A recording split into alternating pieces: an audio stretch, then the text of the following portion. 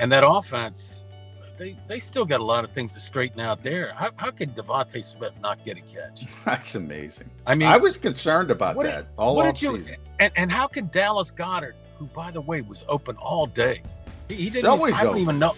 I don't know if he looked at him. I don't know how much Hurts even looked at him. This could be a prolific passing attack. I think Hurts can throw the ball well enough to get those guys. I don't know if he just doesn't see it. His decision. He's not coached to see it, Bob. It's high-low progression. That's it.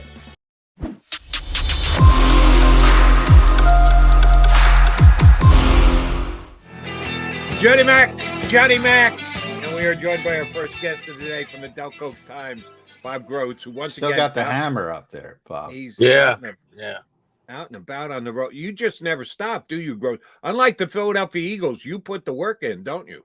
Yeah, I'm on my way back from Detroit. It was a tough road trip. Really Romulus, tough. Beautiful. Yeah. We went to Uncle Joe's, got some turkey next for you. I missed the game. I got a speeding ticket, but I can make a pretty good case. So. Okay. Yeah, I'm not sure we want details on that. Nah, you don't. Yeah. Okay. Fair enough. All right, Bob. John and I both said in the first segment, I'm sure you're along with us on this. Eagles defense, 35 points, 5 drives of over 70 yards, just unacceptable. They did not play well. If I give you these 3 reasons that they did not play well, I want you to put them in order for me. Number 1, they're not as good as we thought. We overrated them. I know I did, at least. Can we stop it right now? No. We need to go. We need to go elsewhere.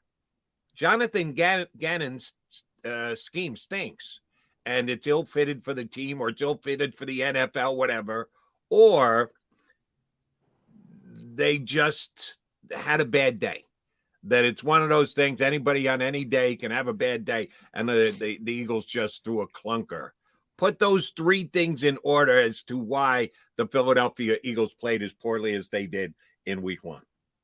They're not as good as we thought they were. I mean, did you see James Bradbury out there? Oh, he got a big six. He took it to the house. Come on. You know why? By the way, if it's not for James Bradbury, they lose that game because they only have 31 points. Hey, James Bradbury on that pick 6, that was Kaiser White, by the way. Yeah. He got beat inside, and Goff threw the ball outside, and if he hadn't been late and beat, he would have intercepted that. I mean, that's the way the day went.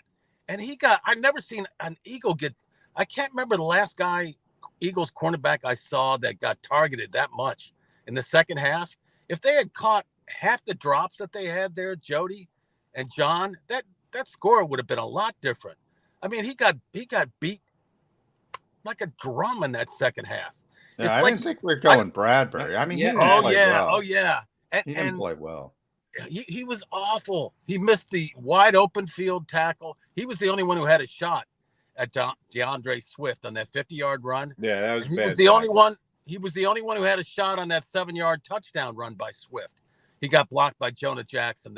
By the way, he made the Pro Bowl too. Yeah, he's a good player. I'm telling you, that offensive line is legit. I'm not blaming the whole. Nobody listen to me.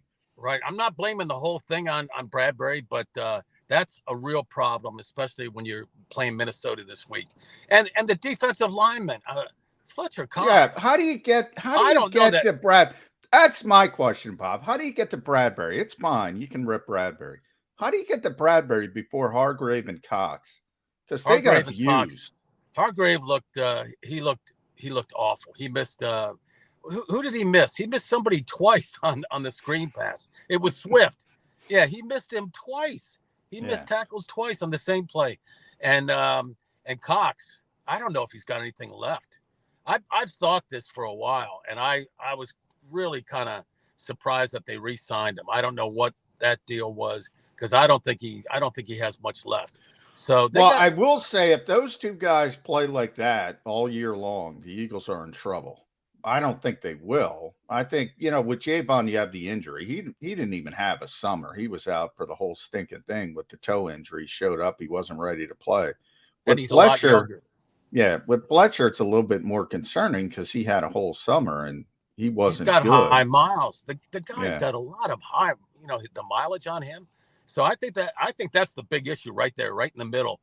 they were a better team when Jordan Davis was in the game. Taking up guys. The rare points he was in the game. Yeah, he played what, 20 issue. snaps? 22, yeah. Yeah, 20. Okay, I mean, so they're going to have to do that, but they're going to have some problems this week trying to with their coverage. Yeah, I don't know, because Minnesota has a bad offensive line, especially in the interior. So it's like they have the great skill position players, but they can't block anybody in the interior. That's been the issue there for years. The Lions can block everybody, but they have no skill players. They'll get rid of the ball fast, just like kind of like or they'll be able to run it with they got a pretty good running back, right? Oh yeah.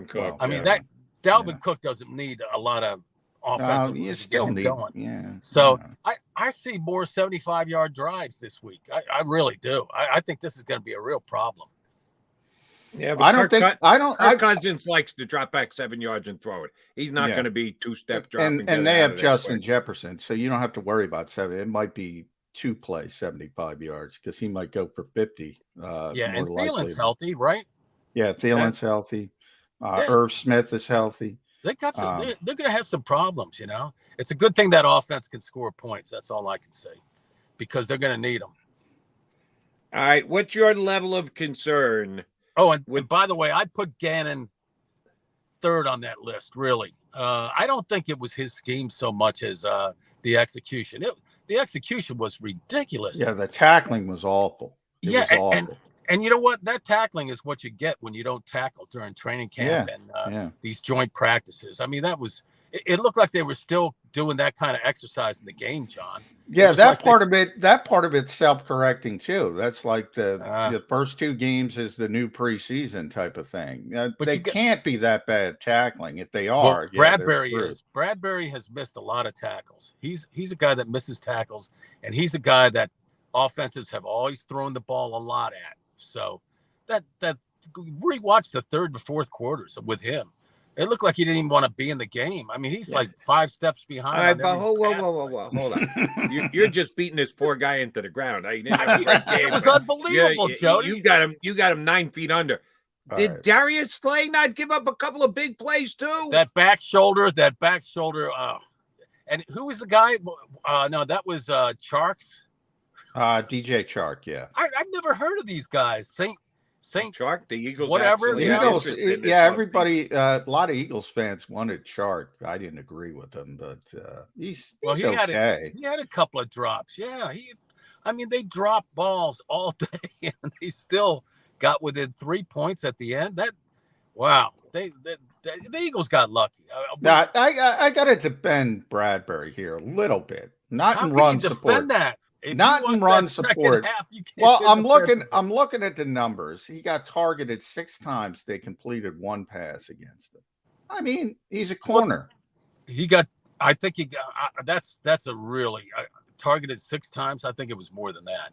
And there targeted were 6 times. One reception. One reception. Yeah, I didn't think Bradbury was that bad. I come out of that game going, wait a minute. He's big plays. I think Slay. The other team is making big plays against Slay. I think he was bad in run support. I think Bob's right there.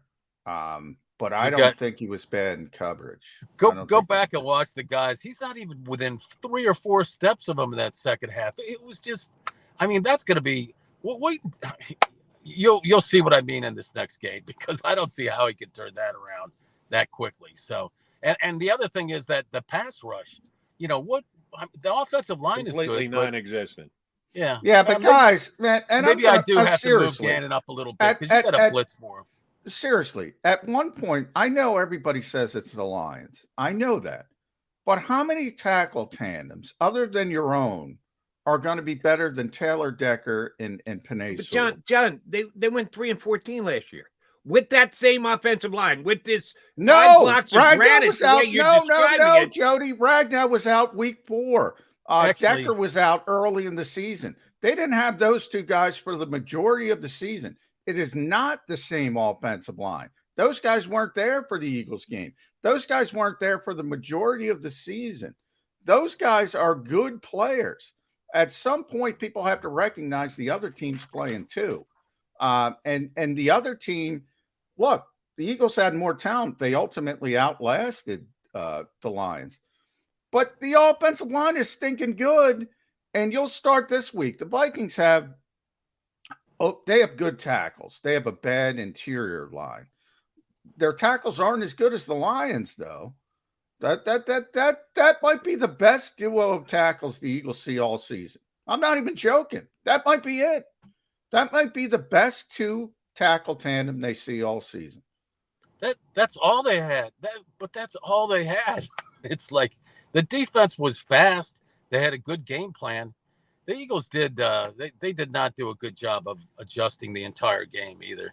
They just I'm not so sure that. Remember what Nick Sirianni said about, or Gannon said about guys having to, make decisions on their own and spur the moment type things. They have to improvise a little bit, and I didn't see that at all. Unless, no, I didn't see much. That's my biggest criticism. I don't think they have a leader. Who's the leader on that defense? Here was my issue. They went into that game. Brandon Graham. Yeah, there's no leader. They went into that game with a plan for the rotation on the defensive tackle position and didn't waver from it, even though it was clear the original plan wasn't working. So I don't know if that's Tracy Rocker. Happy Tuesday, Bob. Are you going to be at the NovaCare complex later? We'll get to see Jonathan Gannon. He's not going to throw Tracy Rocker under the bus, but who's ever responsible for not changing that defensive tackle rotation in game, that's a bad job. That's a bad job by them. Well, and look who you got. look who the defensive tackles are. And you guys were laughing at me for talking about Milton Williams. He played better than everybody, any of those tackles. I think Milton's a good player. Yeah. And by the way, that Derek Barnett injury, he's going to get to play more at defensive end now as well. And Hassan Reddick, was he there? I saw him. Was he there? That's his check, I'm pretty sure, but I didn't see him make any plays either. And by the way, Derek Barnett, good to know you. Who is the leader on that defense? We'll never see him again in an Eagle uniform. TJ Edwards. TJ Edwards? Well, there you go. There's your problem. There's not. Well, it's the middle linebacker. I mean, middle linebacker is always going to be. You got to be making plays. It's got to be somebody who's making plays that help you win games, and they don't have that. I mean, by the way, there are 15 Eagles who rush the passer, according to your favorite Pro Football Focus against the Lions. The worst of the 15. The guy they're paying $15 million to rush the passer, Hassan Reddick. I've never. A lot of 15s there. Pro Football Focus. I don't know what they, they have their own coding. I mean, they're like, it's like the Da Vinci Code. Nobody knows what it is, but everybody quotes it and throws it out there. Yeah, says, you're right. Look at this. I this. quote it. Slow news day. Yeah. But he did not. But in this case, he did not. From the eye test, he did not look great rushing the passer. No, he didn't. He didn't. And they graded him as the worst pass rusher on the Eagles on that. And they blocked. Here's what scares me about Hassan Reddick. Because it starts in the middle, and John and I talk about it all the time. We did a lot during this offseason, mostly about Jordan Davis, that it might not show up statistically, but because he takes two blockers, because the other team shows so much respect for him, that makes it easier for everybody else. Well, number one, he's only on the field for 22 snaps. And number two, he's got to actually earn that respect. We can't just give it to him on a platter because he was a first-round draft pick and he was as good as he was in limited use at Georgia. But that might be what Hassan Reddick needs, that he's got to be in one-on-one situations. That if he at any time is taking chips and tight ends and whatever else, he's not going to power through. He's not going to Reggie White swipe by somebody. Yeah, he's one of those guys who, if the other guys aren't getting their job done, don't think Hassan's going to be able to do it by himself. Maybe that's all Jordan Davis can play this year is 20, 25 snaps. Big guy, much more intensity. It's all he played at Georgia. So much more intensity. This is different. I mean, it's different taking on a double team in the NFL, obviously, than at Georgia, even against that good competition. So that might be what you're looking at right now. I mean, a 20, 25 snap thing with him. He might not have the stamina to do it. So, But all that said, Fletcher Cox, man, wow. and another guy I thought he did, and he's a great guy, and he's one of my favorite Eagles, Brandon Graham. He looked like he was a step slow too. He came in and made and gave him a little bit of juice right away, but after that, wow. Brandon got a sack. Come on, baby. Brandon got a sack in 3 hurries. Brandon was the only guy who did anything. Come on. We have to put this in the proper context. He got a half a sack. Are we going to say Fletcher got a sack too?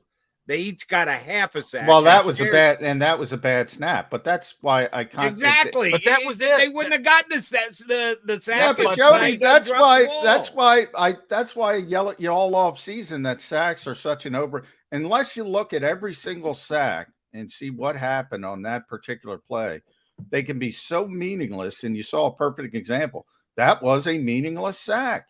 Yeah. So, and that's why I think people look at pressure ratings more and how close and do you affect the quarterback? And that's why the Eagles should have had 2 more interceptions. They were banging into each other. Slade dropped. Yeah, one. Jared Goff is terrible. So there's your bad game theory there. Yeah, Jared Goff is, and always has been terrible. He put up 35 points against the awful. Eagles defense. How do we explain that? They got more touchdowns than the Eagles offense did. He really didn't play well, Jared Goff. And, I hear what you're saying. They put up all those points. It was mostly off of the running game. They couldn't do anything. And, DeAndre Swift, who's a nice player. Don't get me wrong. But he's not, he's not Derrick Henry. He's not Nick Chubb. He's not what they're going to see this week in Dalvin Cook. He averaged 9.6 yards per carry. 9.6 yards per carry. I mean, that's just unacceptable. Which leads me to the other side of the football, Bob. Jalen Hurts won this game for the Philadelphia Eagles. Jalen Hurts carried the Eagles over the finish line. You agree with that or disagree with that? Oh yeah, that was obvious. Yeah, that was the obvious, and that offense. They still got a lot of things to straighten out there. How could DeVonta Smith not get a catch? That's amazing. I mean, I was concerned about that all offseason. And how could Dallas Goedert, who by the way was open all day, he didn't. I don't even know. I don't know if he looked at him. I don't know how much Hurts even looked at him. That you gotta. This could be a prolific passing attack. I think Hurts can throw the ball well enough to get those guys. I don't know if he just doesn't see it. His decision. He's not coached to see it, Bob. It's high-low progression. That's it. So it's got to be on the coaching staff. And I asked Nick this yesterday. It's got to be on the coaching staff to be disciplined to get DeVonta Smith and Quez Watkins involved. They weren't disciplined enough in week 1. Nick kind of admitted that. He's got to be more disciplined. But when A.J. Brown is dominating, who cares? Yeah. Well, I'll tell you who cares, John. DeVonta Smith. Yeah, right. DeVonta Smith. Yeah. And I said this last night on WIP, bears repeating here. 1 week. Kind of stuck out like a sore thumb. I didn't see it coming that he was going to take a goose egg. And yeah, it concerns me a little bit. Let's see what they do this week. If this week DeVonta Smith has 2 catches for 19 yards, I'm going to go, wait a minute. Is he being frozen out here? Are Jalen and AJ just too tied to the hip? Let's give him a week to see that this past week wasn't an anomaly. If it happens again, yeah, we're going to have questions. But I'm not going to overreact to week 1, him being shut out. It's not Jalen's fault. He's going where he's designed to go, and if not, he's going to run the football. So if DeVonta is not involved, blame Nick Sirianni and Shane Steichen. That's who's to blame. And I don't know. It's hard to, First target, Bob. First target is going to be DeVonta Smith against the Vikings. You can say this, but Hurts has to make some decisions too. And you can't tell me low outlet. He just never looks at these guys. I mean, it's like, how can you? Why do you add a receiver like AJ Brown? Well, you obviously you want to throw to him, but how do you do that after drafting a guy in the first round, another guy in the second round, and both those guys Goddard's paid a lot of money, and then you don't get him the ball. I mean, you want Goddard to be your blocking tight end. If that high-low thing, if Hurts doesn't have the freedom to spread the ball around, that's just ridiculous. And I don't know about that. I think But that's the whole NFL. I think it's he not just the didn't see Eagles. I It's think not just the Eagles. he's so afraid of turning the ball over that he just pulls it down and runs. And by the way, let me give Jalen. Sorry, Bob. Let me give Jalen his credit because I don't think enough people have done this yet.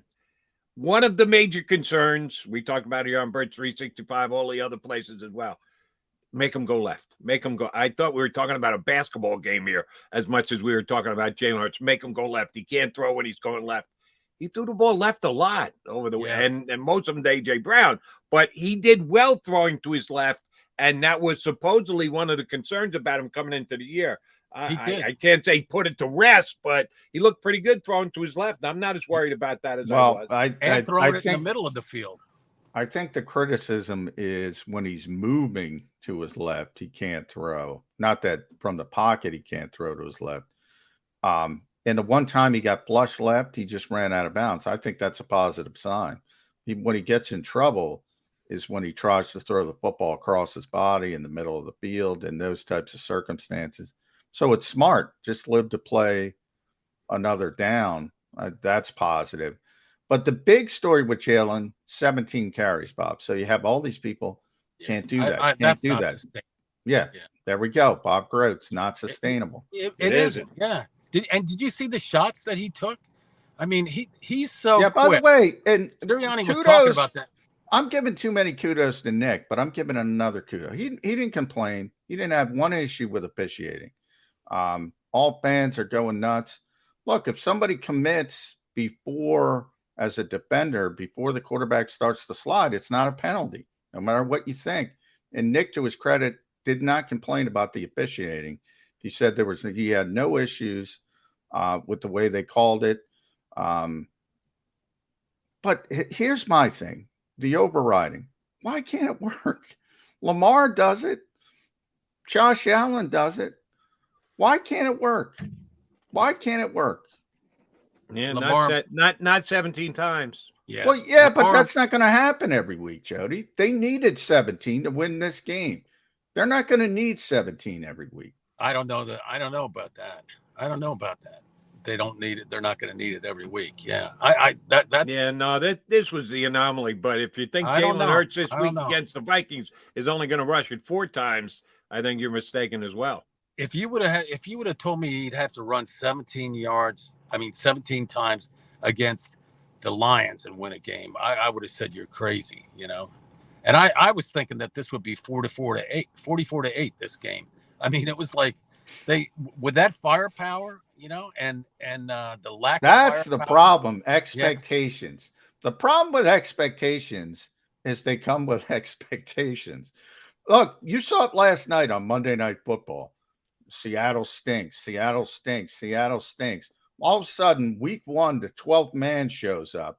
Look, Detroit, usually you're in Detroit. Jody and I talked about this a lot. Don't even say that quarterback's name because he was awful. No, what I'm saying is last time they were at Detroit, there were 45,000 people there, maybe.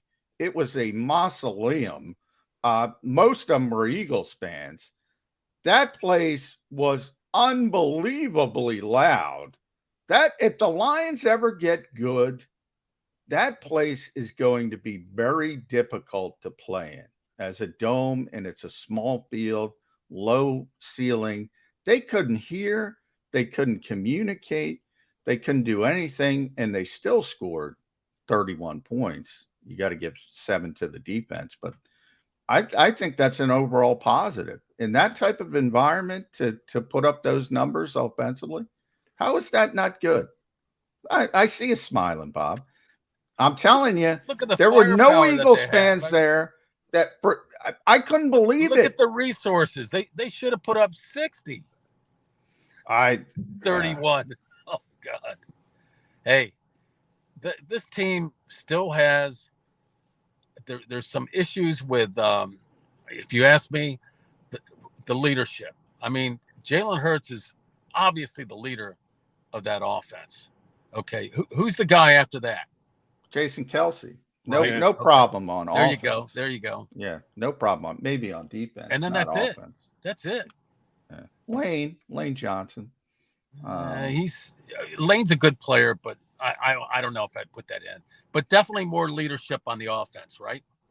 Yeah. The defense, well, I mean, the defense, yes. The defense, they're all looking at each other. I mean, yeah. and you can make Fletcher Cox, you can vote him a captain, but that doesn't mean that he's a leader. And that's for sure. I agree with that. And here's one of the other things that rubbed me the wrong way, and maybe it was the way it was talked about after the game as much as the way that it actually played itself out on the game. Gardner Johnson played every single snap. Almost. He was there about 20 minutes before the game started. Yeah. And, oh, by the way, Jordan Davis can only get in for 22 snaps, and he was with them all preseason long. I get it. He's a rookie, and Gardner's not, and there are certain differences. But one guy can play every snap of the game who just showed up, and the other guy who you aggressively moved up in the draft to get, you're protecting and worried about his conditioning. Well, what the hell were you doing conditioning him all off season? Yeah. You couldn't get him up to more than 22 snaps for the opener? Come on. That's apples and oranges, though. Those DBs, they're all in shape. Yeah. They can go forever. The real big bodies. That's the way I look at it, Jody. The big bodies, it's different. Here's why I say that's baloney, though, too. Percentage of Eagle offensive line snaps. 100% across the board, right, John? Yeah, every single Eagle offensive lineman took every single snap. Not a rotational position. Defensive behemoths need rest. Offensive linesmen suck it up and play every single snap. How is that? You want me to compare apples to apples? That's because they know where they're going. To defensive linemen, that's not apples. Jody, that's not apples to apples. Defensive line is an attacking position. Offensive line is not. Those guys, especially the edge rushers, especially the pass rushers, the offensive line knows what they're doing every play. Those guys expend much more energy than the offensive line. It really does help, especially in the snow, by the way. Much more. They expend much more energy. All right, and I know he's a unicorn, but somehow Aaron Donald plays every snap. So it's not every snap, but he does play a lot, and he is a unicorn. But I mean, offensive line is not a rotational position. Defensive line is. And by the way, Jody, that's not Philadelphia. That's everywhere. That's 32 NFL teams. One is not a rotational position. And if you are rotating, because there's the occasion you'll see guys, that means you got a really crappy situation at a certain offensive line position. Defensive line everywhere rotates because they want to keep those guys fresh. If you got to win a game in the fourth quarter, and that's not just the Eagles. So that's where I'll leave it with you at Bob Grotz on Twitter. Follow Bob there. So you wrote about this, plenty to clean up, Bob, and the Eagles still get a win. Isn't that the best case scenario for a coach? Yeah, it is. You can complain about everything, but you got the win. Yeah. They were lucky. They were lucky, I think, especially at the very end. If Miles Sanders runs into all those guys on the right side, it looked like he should have. He was bottled up. It looked like he was going to do that. Yeah. It really. I think Jalen Hurts probably said left. I mean, I think I could read his lips through the helmet and the visor and everything. And Jalen Hurts was saying left. If he hadn't broke that run outside, it would have been a little more entertaining at least, So, but they got the win. That's what they went in there to do. They were. You can't tell me that they weren't surprised by what the Lions did. And they were arrogant leading up to this game. They were very arrogant. You and I were talking about it. They were talking about, Kelsey, what do the Lions do well? And they always went to they're tough, they're relentless. They couldn't even come up with a player. And I said, watch that stinking offensive line, and they didn't watch it. Kelsey was right about that expectations thing, and they hadn't won anything yet. I mean, there's your leader right there. Listen to him, because this team, there's going to be some more bumps in the road. I think. This is because I don't think the quarterback keep taking these hits, and not just 17 carries a game, but he's so quick when he tries to protect himself that he gets hit anyway. These guys, they can't stop, even though he's already done the slide. They're not as quick. They're clumsier and they're bigger. And I don't see how this is sustainable. Now you can get hurt in the pocket too. And got hurt in the pocket last year. But you mentioned Prescott. You mentioned Lamar Jackson. I mean, he missed the last 4 games last year. Yeah. Kyler Murray, another guy who likes to run. It was at least Jalen missed 2 games last year. But all I'm saying is you can't control it, so I can't worry about it. Yeah, he's available this week. I'm going to try to win the game. That's the only way you can go about it. That's the philosophy, and let him do his thing, and then if that doesn't work, bring in Gardner Minshew, and I hope you're playing the Jets. Exactly right. Bob Grotz, always a pleasure, buddy. Glad to hear you already paid off the speeding ticket. We need you out of jail and covering the Eagles for the Delco Times and us here on Birds 365. I think they're letting me out right now. Thanks, guys. Thanks, Bob. Bye.